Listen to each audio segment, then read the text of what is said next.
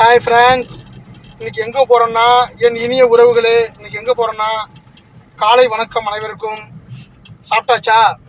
இன்றைக்கி நான் எங்கே போகிறேன்னா குலதெய்வம் கோயிலுக்கு போகிறேன்.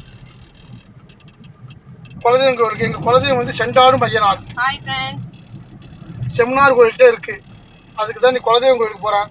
இன்றைக்கி ஆடி செவ்வாய், அதனால் ஆடி செவ்வாய்க்கிழமைங்கிறதுனால சரி குலதெய்வம் கோயிலுக்கு போயிட்டு வரும்னு பார்த்தேன்.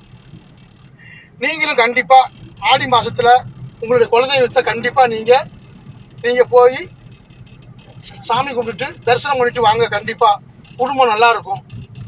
குலதெய்வத்தை கண்டிப்பாக ஆடி மாதத்தில் ஒரு முறை பார்த்தே ஆகணும். அதனால தான் நாங்கள் செவ்வாய்க்கிழமை அன்னைக்கு போகிறோம். நீங்களும் முடிஞ்சால் கண்டிப்பாக போங்கள். நான் என்ன குலதெய்வம் சாமிங்கிறத நான் உங்களுக்கு காமிக்கிறேன். ஓகே, பாய்.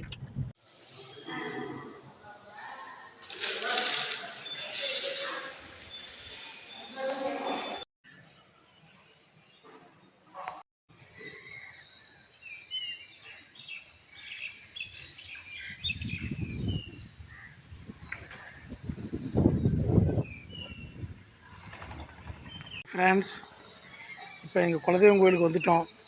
பிஞ்சை கெடாரங்குண்டன். இது எங்கே இருக்குன்னா, இந்த கோயில் செம்னார் கோயில்கிட்ட இருக்குது. ரொம்ப சக்தி வாய்ந்த ஐயனார். இன்றைக்கி குலதெய்வம் கோயிலுக்கு ஆடி மாதத்தினால செவ்வாய்க்கிழமைக்கு வந்தோம். நீங்களும் மறக்காமல் அவங்கவுங்க குலதெய்வத்துக்கு ஒரு முறை ஆடி ஆடி ஆடி மாதத்தில் ஒரு முறை நீங்கள் கண்டிப்பாக போயிட்டு வாருங்கள்.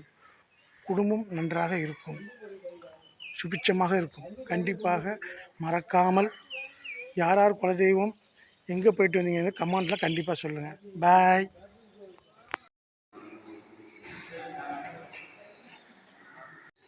ஹாய் ஃப்ரெண்ட்ஸ், குலதெய்வம் கோயிலில் வந்து சாமி கும்பிட்டாச்சு. சாமி கும்பிட்டு உட்காந்தாச்சு. சிலவங்க குலதெய்வம் கோயில் வந்தால் உடனே வந்துட்டு ஓடுவாங்க. அதுமாரி போகக்கூடாது. வந்து ஒரு அரை மணி நேரம் உட்காரணும். குலதெய்வம் கோயிலில் சாமி கும்பிட்டு ஒரு அரை மணி நேரம் உட்காந்துட்டு உங்கள் வீட்டுக்கு போங்க. எவ்வளவு அருமை நன்மையாக இருக்கும் பாருங்கள். உங்களுக்கே தெரியும், பார்க்குறவங்க அவ்வளோ நன்மையாக இருக்கும்.